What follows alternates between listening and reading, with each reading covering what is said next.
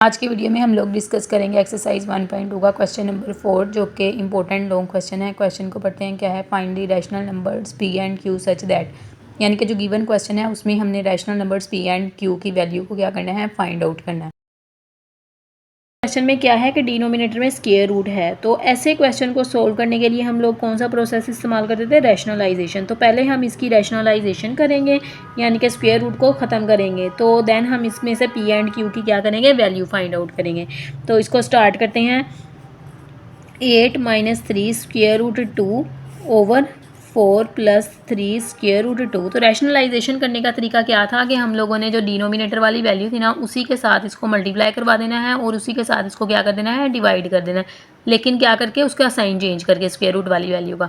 4 - 3 square root 2, 4 - 3 square root 2, उसी के साथ हमने मल्टीप्लाई करवा दिया एंड उसी के साथ क्या कर दिया? डिवाइड। और ये p + q स्क्वायर रूट 2 को हम लोग एज इट इज साथ लिखते जाएंगे। अब यहाँ पर क्या हो रहा है कि नोमिनेटर वाली वैल्यूज़ आपस में मल्टीप्लाई हो रही हैं और डिनोमिनेटर वाली वैल्यूज़ आपस में मल्टीप्लाई हो रही हैं। तो हम इनको मल्टीप्लाई करते हैं। नोमिनेटर वाली वैल्यूज़ को लिख लेते हैं 8 - 3 square root 2 multiply by 4 - 3 square root 2।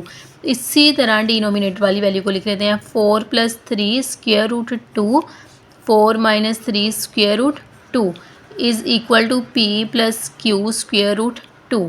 यहाँ पर हमने क्या करना है कि जो नोमिनेटर की वैल्यू ना, उसमें आप लोगों ने 8 को मल्टीप्लाई करवाना है पूरी वैल्यू के साथ, देन आपने इस वैल्यू को क्या करना है? मल्टीप्लाई पूरी वैल्यू के साथ। तो हम लोग इसे लिख लेते हैं 8 × 4 - 3 स्क्वायर रूट 2, इसी तरह -3 स्क्वायर रूट 2, 4 - 3 स्क्वायर रूट 2। अब हम लिखते हैं डिनोमिनेटर वाली वैल्यू को। तो डिनोमिनेटर में क्या है? वैल्यूज़ सेम है, जस्ट उनके साइन क्या है? डिफरेंट है। तो अब हमने क्या करना है? इस पे फार्मूला अप्लाई करना है। हमें पता है कौन सा फार्मूला यहाँ पे अप्लाई होगा? a² - b²। तो फर्स्ट वैल्यू क्या है? 4 का स्क्वायर माइनस सेकेंड वैल्यू क्या है? 3 स्क्वायर रूट 2 का square is equal to p + q square root 2। अब क्या करना है कि 8 को मल्टीप्लाई करना है 4 से। 8 को 4 से मल्टीप्लाई किया तो क्या बना? 32। अब आपने 8 को मल्टीप्लाई करना है -3 स्क्वायर रूट 2 से, तो अब 8 3 के साथ मल्टीप्लाई होगा, स्क्वायर रूट 2 ऐसे ही साथ आ जाएगा, 24 स्क्वायर रूट 2। इसी तरह अब ये नेक्स्ट वैल्यू -3 स्क्वायर रूट 2, वो 4 के साथ मल्टीप्लाई होगी, यहाँ पे भी 3 4 के साथ मल्टीप्लाई होगा और स्क्वायर रूट 2 वैसे ही आ जाएगा, 12 स्क्वायर रूट 2। अब नेक्स्ट वैल्यू है माइनस माइनस क्या हो जाएंगे? प्लस हो जाएंगे। 3 3 के साथ मल्टीप्लाई हुआ, 9 स्क्वायर रूट 2, 9 स्क्वायर रूट 2 का स्क्वायर। यहाँ पे स्क्वायर रूट 2 का स्क्वायर कैसे आया? क्योंकि यहाँ पे 2 स्क्वायर रूट थे, तो उसका हमने क्या ले लिया? स्क्वायर ले लिया। अब नीचे वाली वैल्यू में हम लोग क्या करेंगे? स्क्वायर को ख़त्म करेंगे। ऐसे 4 पे स्क्वायर है, ये क्या किसके इक्वल आएगा? 16 के इक्वल। नेक्स्ट क्या है? 3 स्क्वायर रूट 2, तो ये जो स्क्वायर है ये 3 को क्या बना देगा? 9, और ये स्क्वायर इसके साथ क्या हो जाएगा? कैंसिल हो जाएगा, तो यहाँ पे क्या आ जाएगा? 2। इसी तरह नेक्स्ट वैल्यू लिख लें p + q स्क्वायर रूट 2। तो अब आपने क्या करना है? इसको मज़ीद सिंप्लीफाई करना है। इसमें जो स्क्वायर रूट वाली वैल्यूज़ होंगी उनको आप लोगों ने सोल्व करना है, और जो दूसरी वैल्यूज़ होंगी उनको इकट्ठा सोल्व करना है। अब यहाँ पे ये दो वैल्यूज़ जो हैं वो स्क्वायर रूट वाली वैल्यू हैं, इनको आप लोग सोल्व करेंगे और इस वैल्यू को और इस वैल्यू को सोल्व करेंगे। तो देखते हैं कैसे इनको सोल्व करेंगे। 32, अब इन दोनों को सोल्व किया तो ये किसके इक्वल आ गया? 36 के स्क्वायर रूट के इक्वल आ गया।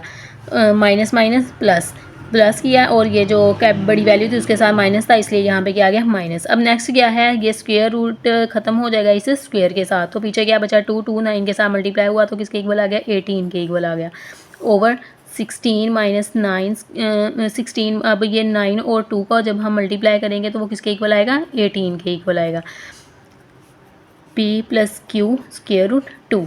अब आपने क्या करना है? इसको मज़ीद सिंप्लीफाई करना है, यानी कि 32 और 18 को क्या कर देना है? ऐड कर देना है। तो जब हम इसे ऐड करेंगे तो ये किसके इक्वल आ गया? 50 के इक्वल आ गया, -36 स्क्वायर रूट 2। इसी तरह नीचे वाली वैल्यू को सोल्व करेंगे तो वो -2 के इक्वल आ गया।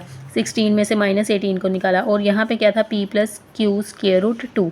अब आपने क्या करना है? इनको अलग अलग सोल्व करना है। 50 ओवर -12, और इसी तरह -36 स्क्वायर रूट 2 ओवर -2। तो अब यहाँ पर भी p + q स्क्वायर रूट 2 को लिख लें। अब जब ये 50 और 2 आपस में कैंसिल होंगे तो ये किसके इक्वल आएगा? 25 के इक्वल, -25 के इक्वल, क्योंकि यहाँ पे -2 है। ये दोनों कैंसिल हुए -25। अब यहाँ पे माइनस है और यहाँ पे भी माइनस है, ये दोनों माइनस माइनस मिलके क्या बना देंगे प्लस। लेकिन 2 को जब हम इसके साथ कैंसिल करेंगे तो ये किसके इक्वल आएगा 18 square root 2 is equal to p plus q square root 2। अब आपके पास जो ये वाली वैल्यू है और ये वाली वैल्यू ये तकरीबन सेम ही आ गई हैं। यहाँ पर p एंड q हमें वैसे वेरिएबल्स दिए हुए हैं और यहाँ पे जो वैल्यू है यहाँ इस साइड पे क्या है हमें वैल्यूज़ गिवन है। तो अब आपने इनका कंपैरिजन करना है। जो स्क्वायर रूट वाली वैल्यू है उसको स्क्वायर रूट वाली वैल्यू से कंपैरिजन करें।